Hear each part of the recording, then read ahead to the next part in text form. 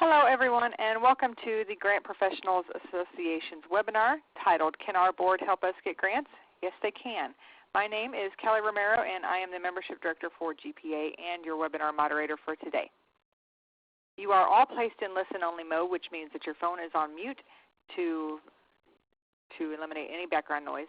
If you would like to ask a question during the webinar, please use the chat box on your screen to submit your questions, or feel free to raise your hand and we can open up your line so you can verbally ask your question.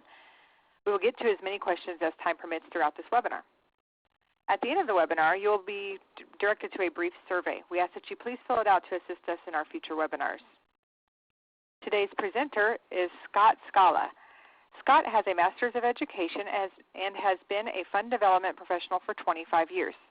He has held several senior-level positions before establishing Scala and Associates, a consulting firm specializing in providing services exclusively to nonprofit organizations. With offices in Hartford, Connecticut, and Fort Lauderdale, Florida, the firm provides expertise in grant funding research and proposal design, board training and education, fund development and planning, plan execution, and communications.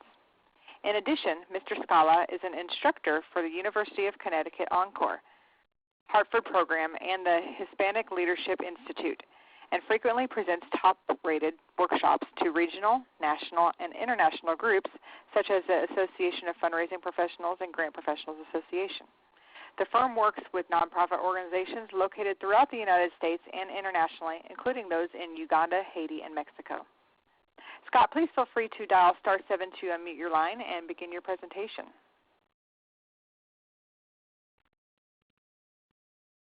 All right. Well, hello, everybody. Hello. Hello. I am happy to be presenting this webinar today.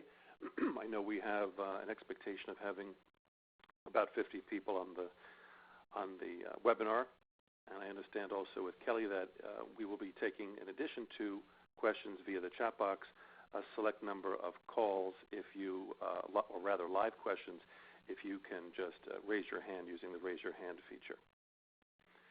So let's begin. The topics to be discussed in this webinar today will include moving the mission, which I think is everybody's business, what comprises the ideal board, the idea of money goes where the relationship flows and what fuels that, 3 steps that build a grant funder relations strategy. Number 5, the board should be able to say the following. I'm going to give you 6 specific things that your board members should be able to say when communicating with grant funders specifically. Number 6, including board action items in your grant and or fund development planning. So if you have a current fund development plan or are looking to develop one, what are some of the things you can plug into that plan right away? Number 7, board member skill development, what that looks like, and I'll give you some insight in how to promote that in your agency if that's something that doesn't exist already. And number 8, we will look at the board member agreement form, which is included as an attachment. However, I will upload it on the screen so you're able to see it. I will also make it available to you in Word format if you wish. Just contact me via email afterwards, and I will send you the document in Word form so you can use it at your discretion. The first several items, 1 through 3, really have to do with the philosophy that supports this topic and the importance of that philosophy. Then items 4 through 8, and I include the board agreement form in this comment, really have to do with the application of those philosophies. So think of this as kind of presenting the framework of how to incorporate your board in a grants process, and some of those early steps that you can take in building that. I realize we have an hour. We could easily spend 3 to 5 hours on this topic, but we have an hour. So these are some of the early steps, immediate steps that you can take in building this process.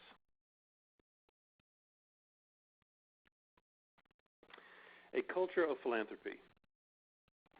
This is going to be a common theme in this webinar, a culture of philanthropy. There are numerous definitions. However, this definition that I have here is one that I use regularly, and no matter what definition you may use or may find, it's going to tie in closely to what we have here. A culture of philanthropy is an environment where staff and the board of directors foster fund development in a natural and cohesive partnership. And I think the two key words here are natural and cohesive. It's often not natural for boards to work in this capacity. You're really, in most cases, raising the bar, raising the level of their efficiency and effectiveness, and the cohesiveness comes after that has been adopted as a natural way of doing business. Let me give you some ideas on how to start incorporating and building a culture of philanthropy in your organizations. If you don't do this already, what I strongly recommend is that you encourage your leadership team. If you're among that team, wonderful. If not, encourage your executive director and certainly your board chairperson to have the mission statement of the organization read at the beginning of every board meeting. It's very important that the organization set the tone, the board of directors in this case, if it's at a board meeting, set the tone for what is to follow. There's much work to be done, and if the mission statement can be read at the beginning of the meeting, that's going to be very helpful in setting that tone, followed by a vision statement if you have one. The culture of philanthropy statement can tie in also at those board meetings, but also if you have certainly a development committee meeting or any type of subcommittee that is fostering the grants process or any type of fund development. Having a culture of philanthropy statement is going to start new language being spoken at your agency. It'll become kind of a mantra because what I firmly believe is that as we start to talk the talk, we will walk the walk. Because a change in language, and we're really talking about a change in language here, will yield a change in thinking, which will yield a change in behavior, and ultimately, hopefully, a change in culture. Let me repeat that. A change in language will yield a change in thinking, which will yield a change in behavior, which will yield a change in culture. Bottom line with philanthropy and creating this culture is that philanthropy is not about fundraising. It's about people. And if you slowly start to build that culture of philanthropy and have the board understand that it is about connections and people and conveying and articulating the connections that exist between a grant funder, we're talking about grant funders largely today, and the organization, you're going to be far better off.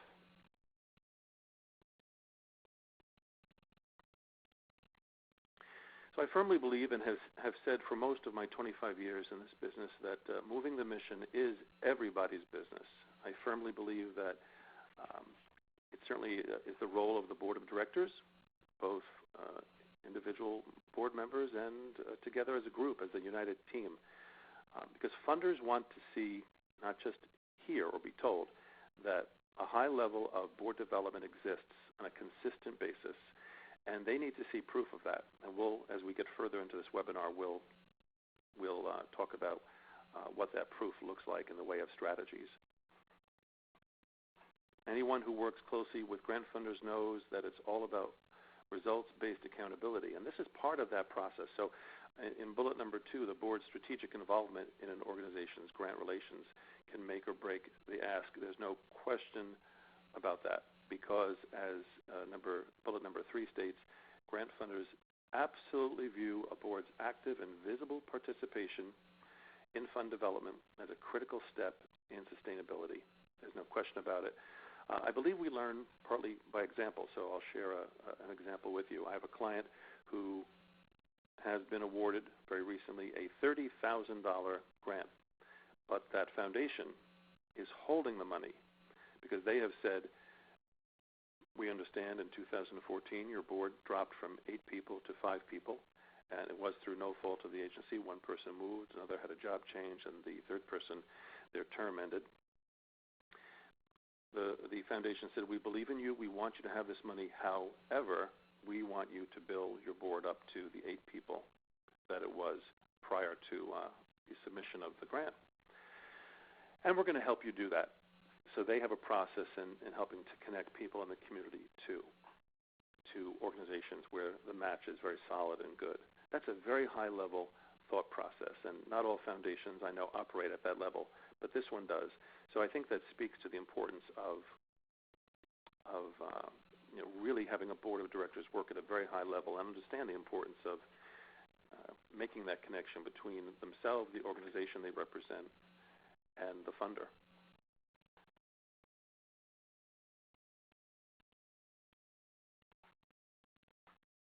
What does the ideal board look like? Well, let's lay out some things here.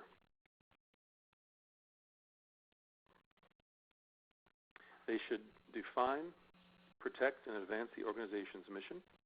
No question about it.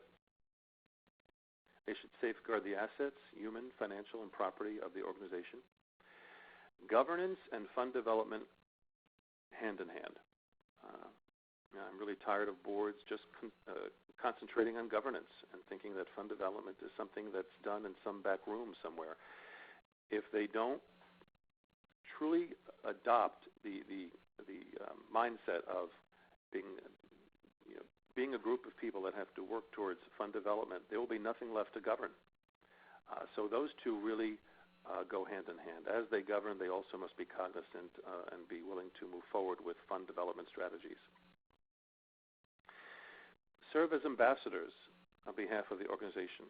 And I like this term because I think most of us know what an ambassador does. We certainly should, and I think ambassadors are, if we look at government, they're there to serve the government and present the United States in a way globally. Well, we want our board members to present our organizations in a positive way within our community or the communities that we serve. So the same philosophy applies here. They should, A, represent the organization in the community and have the tools to promote the organization in the community. This typically is a resource that should be provided by staff. And let me lay out what some of those resources are, which will help your board do the job you want them to do, especially in the area of grants. One of the things that I have found in my consultancy that's very helpful to clients is to help them build board kits. They could be in binder formats, folder formats. We've actually designed things where they become car kits, where the board members carry these items in their cars, so they always have it on hand when at meetings or in the community. Your board members, if they're going to be out and about and you want them to promote the agency and connect with grant funders, they need your agency brochures. They need case statements, hopefully with data and program narratives, so they can have, beyond what understanding they may have currently, a deeper insight into what your programs are doing. They should have special event information, flyers, and maybe even save-the-date cards, so they can be personally handing those to people in the community. They need these resources from you so they then can, in turn, go out and not just understand the organization they represent, but also promote it in the community. Before we move on, any questions so far, or does anybody wish to raise their hand with a question? If you have a question, please feel free to enter it in the chat box, or you can raise your hand and we'll instruct you on how to unmute your line. If you would like to ask a question throughout the webinar, please feel free to dial *7 to unmute your line. Okay. All right, let's look at the idea, the notion of money goes where the relationship flows. Key points for your board leadership team. They should absolutely have a commitment to make a few changes. Change is one of the most difficult things for any human being to really take on. We don't change very easily. And I think in the area of fund development and grant pursuit, boards shy away from that because they think it's something that should be done internally and doesn't necessarily have to do with them. Part of the problem is that historically, if we look at how boards have worked in the area of fund development, or certainly in the area of grants, that they are used to being reported to. Certainly that was the case, more so 15, 20, even 30 years ago. Boards were largely reported to and handled governance mostly. That has changed. There's definitely a trend getting away from that where, as I said in the previous slide, boards are very cognizant more so of the need to, or should be, of the need to not just govern but also provide leadership in fund development and grants. And doing that gives up some comfort zones. They have to have the willingness to give those up and to develop new ones. And in doing so, take the responsibility for developing stronger donor relations rather than fundraising. So if you were to do one thing today to start the culture of philanthropy in your organization, I would eliminate the term fundraising when interacting with your boards, especially when charging them with a task. Look at it in terms of building relationships. We'll get into the nitty-gritty in just a moment, but I think that's a great place to start, is to eliminate that term fundraising from your board interaction as related to fund development, and talk about it in terms of building relationships. People are far more comfortable with that notion, and they get that much more than they get the fundraising notion. And furthermore, I don't think that boards really should be fundraising as much as connecting the dots out there in the community for you.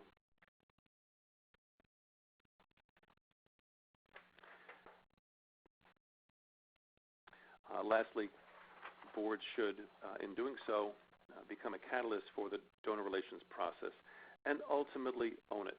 The most highly effective organizations I see are those organizations where the board of directors truly is on board and has fully adopted the notion that they are the driving force behind donor relations, not the executive director, not the development director, not the VP of fund development.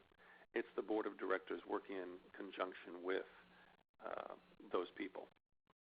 Again, that speaks to that cohesiveness we talked about with the culture of philanthropy. So let's get into, beyond the philosophy and the importance that we've just gone over, let's get into some of the application. 3 steps, early steps that you can begin right away that will help to build a grant funder relations strategy that is with your board and the grant funder. Number 1, targeted communication. So help your board identify where, if any, relationships exist with the grant funder. You're going to have to do a little homework. You could certainly, if you don't do so already, you're going to be utilizing the funder's websites, reviewing their 990s, which almost always have a list of their board of directors. Their website certainly should list board of directors and any other information that you may gather to ascertain who's on their board, who also is a top administrator there. Bring that information to your board chair or your development chair. They then in turn can bring that to the board of directors. You want to find out if there are any connections between your board of directors and the board of directors of the potential funder, whether new or existing. Don't forget, existing funders, grant funders, their boards change as well. So you want to make sure that even if you have an existing funder that has given to you for years, decades, that you're aware of who is on their board of directors, and look to make that contact. It's best if your board can pick up the phone and contact that person, but you may have to facilitate that. I've seen something as simple as a board member contacting the board member of a charitable foundation and saying, you can expect a grant coming your way. We're applying for X, and the amount is X, and this is the result we hope to reach with your foundation's investment. 2, something more involved, which would be actually attending an in-site, or rather an on-site visit with a funder, meeting at the funder's offices, introducing the organization or reintroducing the organization maybe after a few years have lapsed. Very powerful statement to be in a room with a funder, the organization's executive director, maybe the development professional, and a board member. The presence of that board member carries a lot of weight. I also believe that your organization and certainly the board of directors should try to communicate at least 6 times a year with the grant funder. It can be in a variety of different ways. It can include conducting tours, those on-site visits I mentioned. It can include, as you see in the third bullet, maybe a newsletter, e-news, invitations with a handwritten note from your board member, a press release of some wonderful thing that just happened in your organization, maybe an award for one of your staff or a program that has exceeded capacity. Make a copy of that press release, have the board member write a note on that press release and get it out to the funder. Get it out to all of your funders, your long-standing funders. Keep them up to date about what's going on and have your board members involved in that process. Number 2, develop win-win relationships. I think it's very important for your boards to know, and unfortunately many of them don't know, that the grants industry is about something that benefits both entities. You've got the money that's going to drive a program, typically in a nonprofit organization, so it can fulfill its mission, and you have an investment made by the organization, the funding organization, so it can fulfill its own mission in supporting such programs. That level of information is very important for board members to know. They then can help foster and nurture relationships with grant funders a little more in knowing that, and convey how the relationship brings value to both sides. And one way to do that for your board members to understand that if you can help your board members find commonality between your organization and the funder, that's going to help make that connection a little stronger, such as highlighting maybe common aspects of your organization, its programs, and the funder's giving interests. Your board members should be able to speak to the management abilities of the organization. I'll get to that more specifically in a moment when we look at some of those speaking points. And one area where I think board members can be particularly strong is if a board member has experience in the corporate sector and you have received a corporate grant where there is some type of volunteer engagement required as part of that grant agreement, to have a board member serve as a corporate engagement liaison between your nonprofit organization and that corporate funder especially can be critical to keeping that relationship with that corporate funder alive. I have seen board members who are savvy in the corporate sector really drive a corporate engagement program and drive it beautifully, and it has ultimately led to many years of sustainable funding. We know that funders, especially your business and corporate funders, like that level of engagement. Having a board member do it, if they're the right candidate, can make a lot of sense. Development offices are strained. Many of you are one-person shops. You may have one assistant, but you're all bogged down with other duties, so having that level of involvement can be very helpful. I'm going to pause for just a moment. Any questions at this point? Yes, Scott. It looks like there's a question regarding number 1 on the slide. When you say connect 6 times a year, do you mean with the same grant funders or 6 different funders? Okay, so what I mean by communicate regularly at least 6 times a year with grant funders, I mean with each funder. So if you have the XYZ Bank Foundation that funded you January 1st of this year, throughout this year, I would hope that you would communicate at least 6 times with that funder in a variety of ways, including the ways that I have listed below and the other ways. Now, not all 6 of those ways have to incorporate a board member, but I think the personal visits, absolutely. A press release with a board member's note, absolutely. An invitation to an event or a save-the-date card with a note on it from the board member, absolutely. Your newsletters, your e-newsletters, that may not feasibly be able to be something that's sent by the board.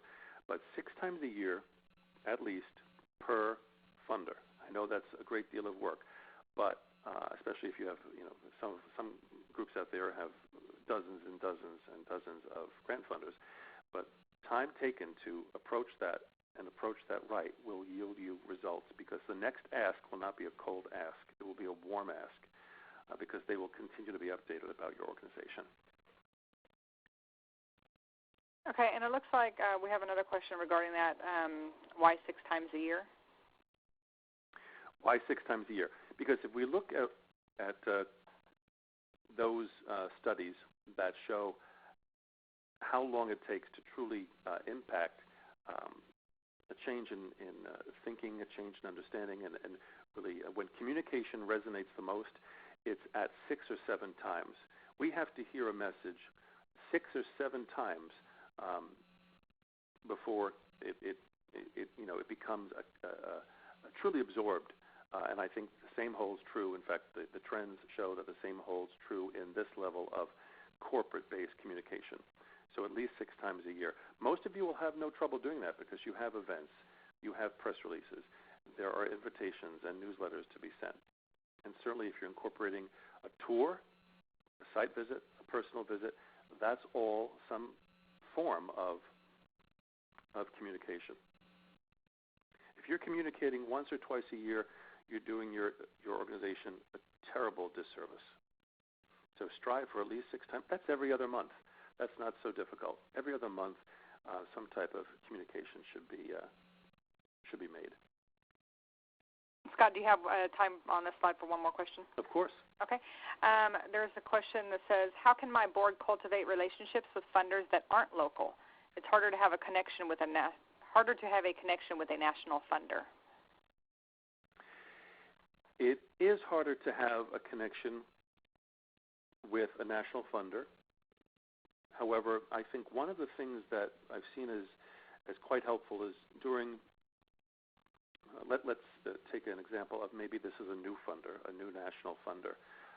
If you have set, as you should, set an introductory phone call, let's say you have asked the funder, may we have 15 minutes or 30 minutes to speak with you.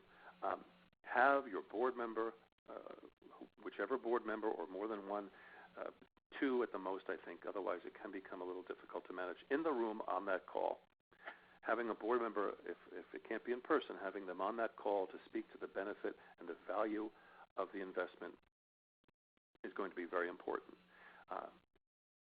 Hopefully, you're all communicating well with those funders that are not in your backyards, and in doing so, ask to include board members on those communications.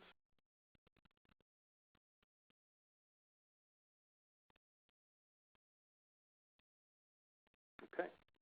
It doesn't look like there's any more questions, so if you want to proceed. Thank you.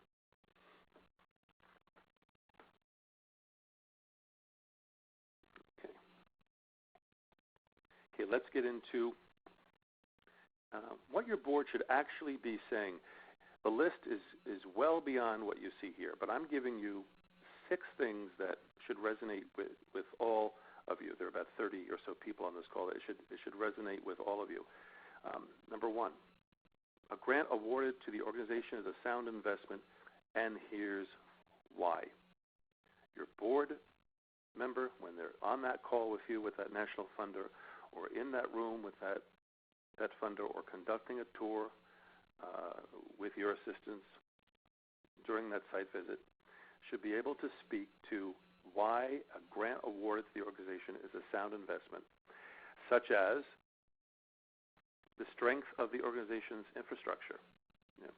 We have been in business for 50 years. We have consistently grown over those years in the following ways.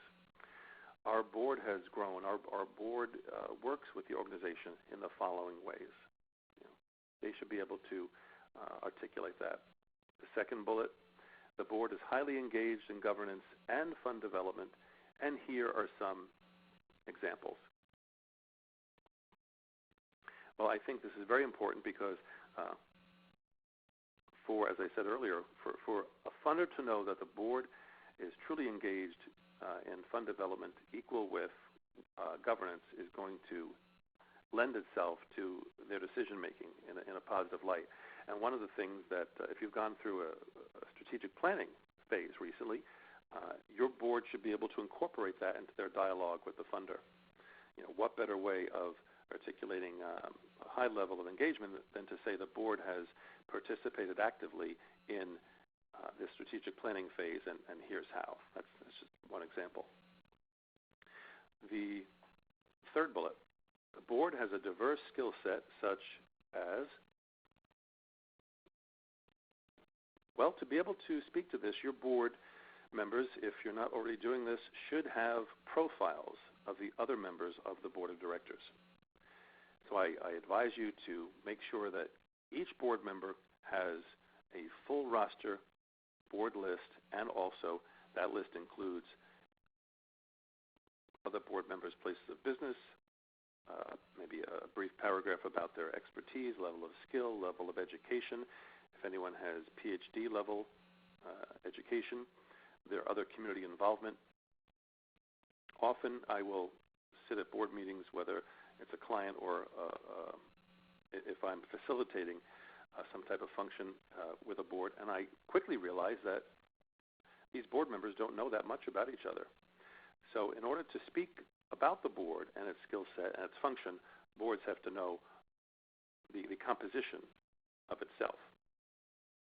And the fourth bullet, the organization is fulfilling its mission or reassessing its mission, and the board is helping in the following ways. So I think it's a very healthy exercise for a board member to speak to how the programs and services and so forth fulfill the mission of the organization. Hopefully those kits that you may develop, those board kits will help them understand that. But it's quite healthy and I think reassuring to funders when they know that the nonprofit is going through or has recently gone through a reassessment of its mission statement. It's a very healthy exercise and they should be able to speak to that, and of course, having been part of it. The next bullet, I choose to be on the board of this organization, and here's why. If a board member is going to be put in front of any funder, they should be able to articulate why they're on that board, and not because it's another warm body. I am here because I believe in this mission. I believe in this because my parent had heart disease, or I have 3 rescue animals, or I was once homeless. Whatever their personal message is, that should become part of that dialogue, that culture of philanthropy. It's really fed by the change in the language, and that's part of it right there. And the last one, and it's still one that irritates me to this day, is when we don't have 100% monetary giving on a board of directors. Pro bono services, very important. Attending events, very important. Being present and active as a board member, very important. But I think it's very difficult and terribly unfair to go into the community and ask for funds when we, the board of directors, don't have 100% monetary board giving. I think people must give to the best of their abilities. I don't think it's necessary to share amongst the board who is giving what amount, but that you truly have 100% monetary board giving, you then can move forward and feel free to ask other people. I will not personally serve on boards where there is not 100% board giving, because then I feel awkward going into the community doing fund development and certainly pursuing grants and meeting with funders for those purposes. So let's talk about some specific action items that you can incorporate right now into your development plan. And if you're embarking on a development plan project, certainly think about incorporating all or most of these into your planning. The first bullet, board members will identify at least one new grant-making opportunity. Remember, this is specific to grants. Obviously, if you're doing a broader fund development plan, which most of you do, you'll revise it as necessary, but this is specific to grants. The reason I have one there, at least one new grant-making opportunity, if you're introducing this for the first time to board members, for that first year, ask them to identify at least one. You can always increase it in year 2 and beyond. But starting with at least one, and saying at least opens it up to more than that. You want them to simply open a door, identify what that opportunity is, and bring it to your attention. Your attention being the attention of the fund development professional. And I know most of you from seeing the list fall into that category. Board members will attend in-person visits to grant funders. You want to encourage them to be part of that process. And in being part of that process, they become part of the solution. The solution being fulfilling your grant needs and building that overall grants machine that drives so many nonprofits. Third, board members will attend and or lead site visits by grant funders and help provide tours of the organization. Just having them physically in the room as you conduct these visits speaks volumes. Sometimes they have to say very little, but being present and walking through the facilities with the key staff from the organization and the funder is of tremendous value. It's a very simple, easy way to involve them very soon in this process. The next bullet, board members will conduct presentations to charitable community organizations. There are several listed there. Our boards are very well-connected people. Many of them do serve on Rotary or Knights of Columbus or Seroptimist International, which is a worldwide women's philanthropic association. We have chapters certainly here in Connecticut. There are many ways to get your organization in front of these other philanthropic entities, but often you will need your board members to help make those connections. And lastly, to kind of echo what we said a moment ago, board members will communicate with the grant funder and provide specific methods. Those methods, going back to slide 7, should include any one of the following, newsletters, the invitations, the save the date cards. It could even include something very simple as signing along with the executive director, signing the grant application, co-signing the report that goes out at the end of 6 months or 12 months. Having that board member's signature is like a subliminal message. It really carries a lot of weight. I think most reports and, frankly, most applications, grant applications, don't go out with the board chair's signature. And having that dual signature on there is very, very important. When you receive a grant award, have the letter signed or co-signed by your board chair, or if not the board chair, the chair of the development committee if you have one, but certainly the board chair I think would be the best choice there. Again, you're changing that culture, you're changing the way of doing business. Very simple, easy ways to really pack a punch. So, skill development. Something that's often neglected in the nonprofit sector is training for the board of directors. It's neglected because, number one, nonprofits don't think of including it. Number two, if you left it up to boards seldom see the need for educating themselves. They just don't, and nor do they see the need for investing in themselves in that way.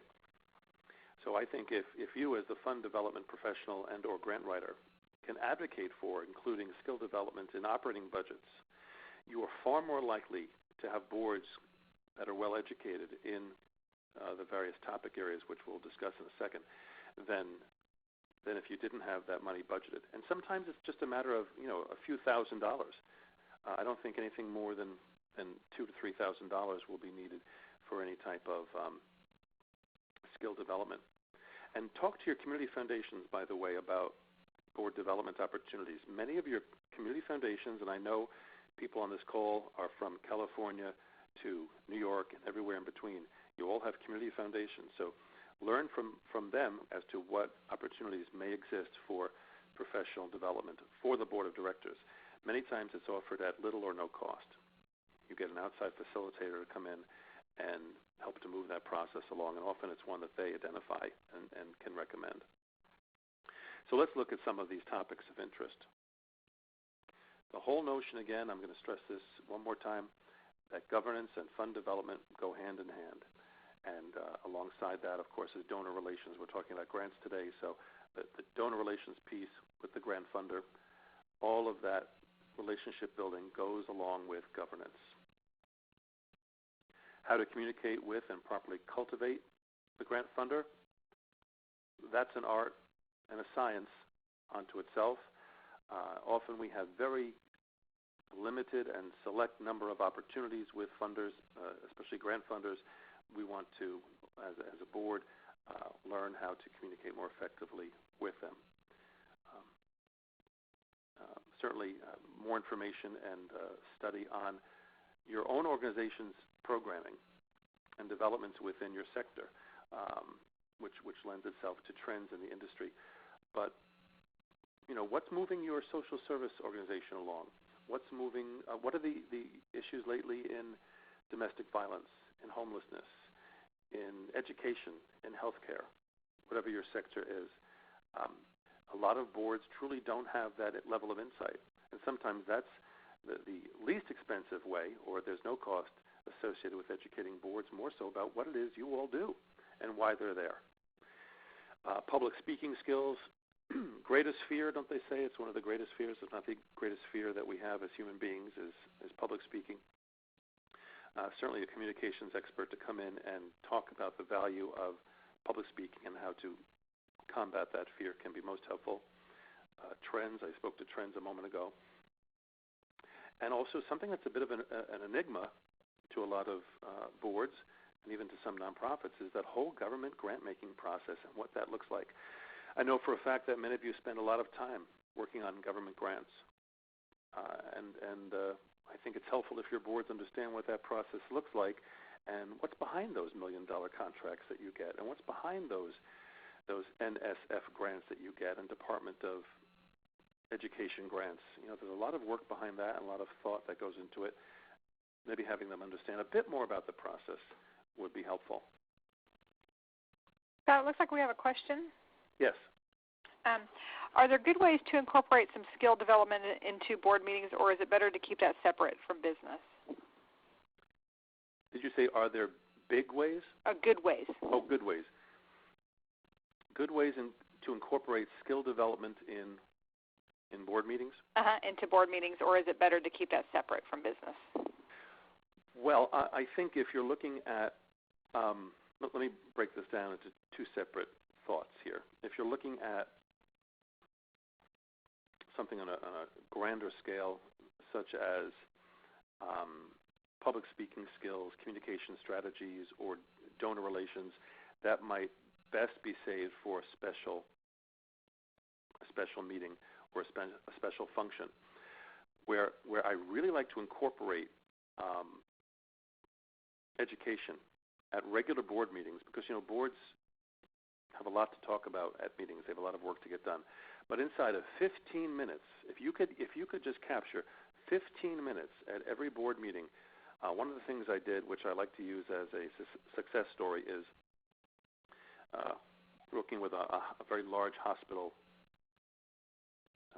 in this state, huge hospital, literally thousands of employees, and several boards, which some handled the clinical side, some handled the foundation side. They had their own foundation. I made sure, because I quickly realized that these boards didn't have the level of knowledge and expertise as to what the hospital actually did, at least not completely, is that when it came to programmatic things, when it came to things that were happening within the organization, especially for those of you who represent hospitals and universities, do a lot of your internal education at those board meetings. If you want to teach them more about your programs, your trends in the healthcare sector, the challenges that you're facing when it comes to funding new initiatives and so forth, bring those to your board meetings if you can capture 15 or so minutes. But I think the larger trainings have to happen outside of board meetings. It's not going to get done if you only have 15 minutes for that. You're going to need a good hour or more to, usually an hour and a half to 2 hours for those larger sessions. And I'm talking about beyond even retreats. Retreats serve a purpose unto themselves. But if you can incorporate 2 other trainings outside of board meetings a year, you've done a lot. So I hope that answers that question.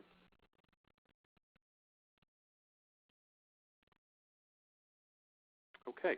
Well, we have another 15 minutes, and what I'd like to do is share with you in that time, and I will take more questions, but a document that I use with clients and use rather well in helping to really set the tone for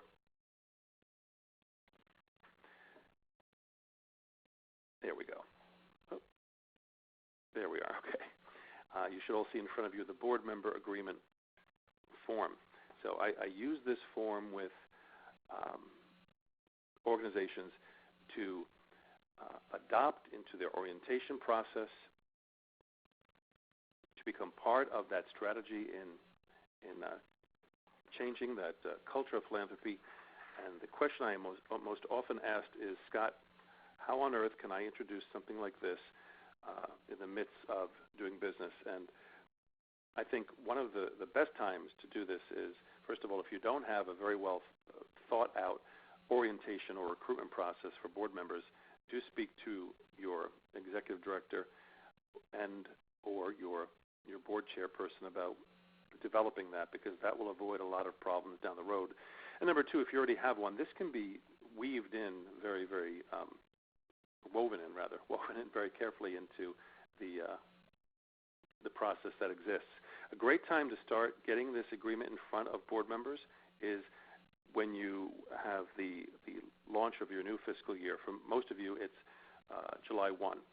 So as July 1 approaches, think about putting a board member agreement form in front of your board members, and getting permission to do that will make it much easier, I think, for them moving forward. So let's look at this agreement. I'm going to highlight the key points. Keep in mind this is an overarching agreement that encompasses fund development activities, including grants. And as I said earlier, if you wish to get this in Word format, just email me at some point after the webinar, and I will send it off to you so you can incorporate it into your current board orientation. So really, this is an expectations document that they're signing off on, and these expectations, as it says here, are clearly articulated during the recruitment process. I hope that they will be. This will force you to do that if it's not being done already. And we are accepting you as a nominee or appointee only after you have agreed to fulfill the following expectations. And it continues on to state that by accepting the nomination or appointment, you confirm that this board service is one of your top priorities in giving commitments.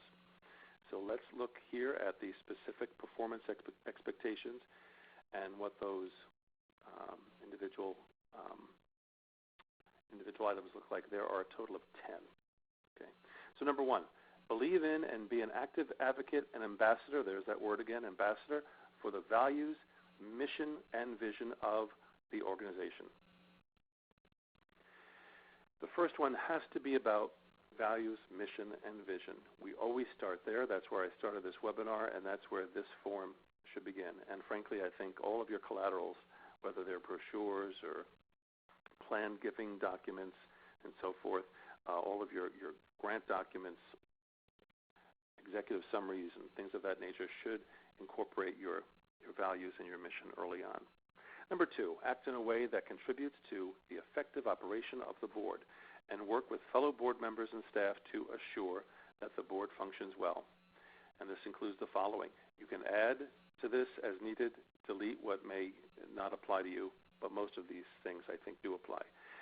2A, focus on the good of the agency, insert the name there, independent of personal agenda, self-interest, or other influence of others, or the influence of others, excuse me. B, support and actively participate in board activities as detailed in, I'm assuming, you have a fund development plan. So those items that I noted earlier in the previous slide about the action items to be included in the fund development plan is what this is referencing here. 2C, maintain confidentiality of committee, board, and organization work. D, support board decisions. This is important even if you had objected to something that was ultimately voted. That board member needs to support that decision. 2E, participate in the appraisal of your own performance and the performance of the board and its committees. F, support agency policies and procedures. Attendance. I would hope that at least 80% of attendance is seen at your board meetings. You can adjust it as you see fit, but certainly attending at least 80% of board meetings is a must. I think for those board members who consistently attend fewer, let's say in some cases I've seen 50% or fewer meetings, those people need to rethink their place on the board. They're not going to help you move your grant process forward. They're the ones who will not be available to sit in on those meetings with grant funders. They're the ones who largely will not be available to be present during site visits with the grant funder. That's something that will probably be beyond most of you and your abilities because of the nature of your role in the agency, but that's something that they're signing off on here in number 3 and should be aware of. And also prepare for these meetings by reviewing materials in advance and bringing the materials to those meetings. So that's assuming that you have a process that provides those materials up front and doesn't put them in front of the board for the first time at the board meeting. And use conversation as a core business practice, asking strategic questions and participating in dialogue. This speaks to the comment of getting away from being a board of directors that is largely reported to. You are really requiring them to speak up and engage in some type of stimulating dialogue about the business at hand. 4, keep informed about the agency, its issues, and its connections to the community through active participation with the organization and outreach outside of the organization. This speaks to my point of providing that level of resource, information, and data to your board members so they, in turn, can fulfill this requirement. So those board kits or those trunk kits, like one of my clients calls them, is going to be very helpful to get in the hands of your board members. Scott, can we ask a question real quick? Yeah, go right ahead. Who polices compliance with this agreement? Who polices compliance or disagreement? Yeah. Okay. Well, ultimately, it's the board itself, and I think that should be something that is in the bylaws of the organization. It's not something that is done solely in-house. The board answers to the board, and you have a process hopefully laid out very clearly in the bylaws. And if you're questioning, if the person who asked the question is questioning whether or not that process exists for policing, I would say pull up the bylaws of the organization and see how they read. Thank you. Okay, you're welcome. I think I left off with number 4. Yes. Number 5, help support the charitable contributions process of the organization.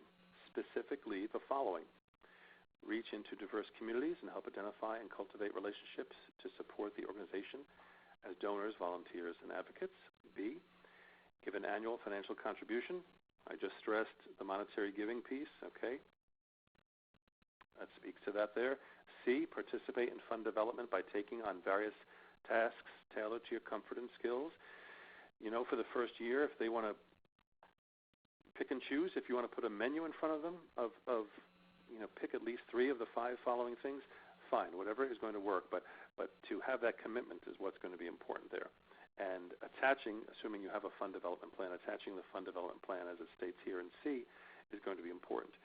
Hopefully this document will accompany the fund development plan and bylaws and any other pertinent information that will be directly aligned with these individual bullets. 6, we're in the home stretch. As appropriate, use personal and professional contacts and expertise to benefit the organization without compromising ethics, etc. 7, be available to serve as a committee or task force chair or member. Be a prepared and active participant. 8, inform the board of directors of any potential conflict of interest, whether real or perceived, and abide by the decision. One of them may certainly be if this board member serves on the board of directors and possibly even the review committee of a charitable foundation that you're applying to. I think that needs to be out in the open. I've seen that a handful of times over the past 10, 20 years or so. But it's good to get that out in the open. It may mean something. It may mean nothing. But not getting it out in the open may cause more harm than good. 9, respect the authority of the chief executive officer and staff and adhere to the limitations of the board, its committees, and individual board members. And lastly, agree to step down from board position if unable to fulfill these expectations. So this is absolutely going to have an impact on moving your grants process forward with involvement from the board of directors. Again, I'm going to go back to where I started, folks. It's about changing the culture of philanthropy, which will impact your grant pursuits and fund development. I know that many of you do things beyond pursuing grants. So this document will help you with grants and also overall board activity. So that concludes. Can I get back to my PowerPoint? Let's see. Yeah, you should be able to hit one of. Let me. I think I can do it. Thank you. We're in the in review slide, correct? We are in review. Okay, perfect. While we have that document in mind, the same question with the who polices compliance, would it be somebody like a board nominating chair? Yes, it certainly can be a board nominating chair. It absolutely can be. If you really are going to run a truly efficient board recruitment process, you're going to have a board nominating chair. You're going to work closely with your presidents for the board of directors in making sure that policing exists. There have been too many incidences, especially in the past decade or so, of embezzlement and a lack of accountability. And when it's clearly stated in writing, but then also applied through your board nominating chair or a nominating committee, you're less likely to have those problems. We just had that here in Hartford. A board did not have its eyes open, and either the board chair or it was the treasurer on the board of directors somehow managed to channel funds towards himself, and they walked away with $50,000-$60,000. And it was many, many months before that was caught. So these things do happen. I think that process will help avoid it. Okay, and one more question. How do you handle a too enthusiastic board member? Can that person give me a little bit more information? Carolyn, can you dial *7 to unmute your line? Hi. Hi, Carolyn. Yeah, hi. I was just wondering, sometimes I am inundated by board members suggesting grant funders, or, they come and they visit the development department all the time and, just want to be really involved in the middle of it. And there are some, things that the staff should be doing and some things that the board should be doing, but I wondered, how do you educate the board about maybe when you've got it under control and maybe they can back off a little bit? Okay, thank you, Carolyn, for that question. I think that is actually a positive. It's a negative. It's a positive disguised as a negative. Yeah. You have a positive situation there that's actually disguised as a negative or perceived as a negative. I would say you've got a person there who really does want a higher level of engagement with the fund development process. I think looking at maybe one specific thing that person can do and do well is going to make that person feel engaged, will benefit your organization in the long run, and will help them satisfy that need that they have for working at that higher capacity. For example, I think not knowing this person, I'm assuming a lot here, but it sounds like this type of person might be a great person to, if you can channel that enthusiasm, to include on-site visits, to include in a meeting, to include on that conference call with that national funder where you're trying to build rapport. Could be the type of person who is very satisfied in making their signature on those grant reports and grant thank yous and letters to the funders and so forth. I think the answer here is to involve those truly passionate, high-energy people in highly specific ways. Don't get too turned off, because that negative can be turned into a positive, I think, very easily. Great. Thanks for answering that. Okay. You're welcome. Well, we are just at the 1 hour mark. And to recap and review, we talked about the following 8 things. Moving the mission and its importance. If you do anything in the area of fund development and certainly grants, and if it's not mission-based, you're off track. We looked at the components that comprise the ideal board. I've yet to meet an ideal board. I've met boards that are awfully close. It's something to strive for. 3, we talked about the importance of money-following relationships, not in the reverse order. The money does not come first and the relationship second. It's always relationships first. Along the lines of that, we talked about the importance of the culture of philanthropy. 4, those 3 steps that build a grant funder relations strategy. These 6 items, at least, that your board should be able to say and articulate to a grant funder.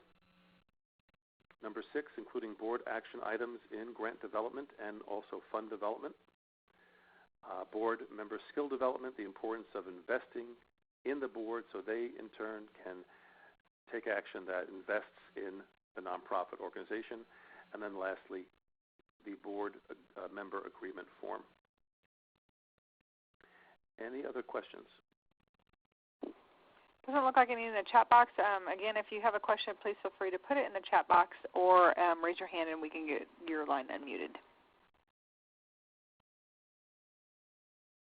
And if you do have any questions after the webinar is over today, please feel free to always email myself, which is Kelly@grantprofessionals.org, or you can email Scott, and he'll be giving you his contact information shortly, which is now on the screen.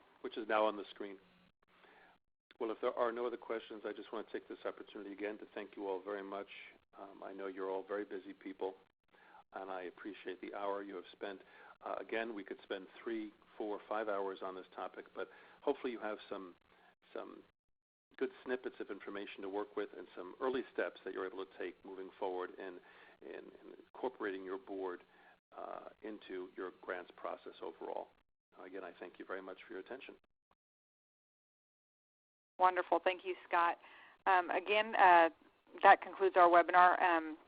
We'd like to ask each of you to remain with us a few moments longer if you can and complete this short survey. Please take a moment to evaluate this webinar, the presenter, and provide us with any topics for future webinars. We do look closely at that when we do our planning.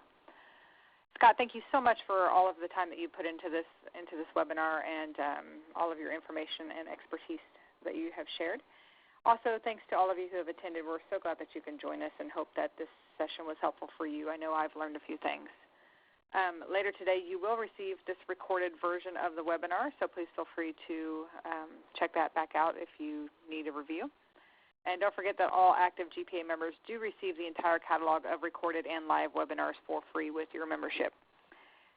Again, thanks, Scott, for presenting, and thanks to all of who have attended, and hope you have a wonderful rest of the day. Thank you. Thanks, Scott. You're welcome.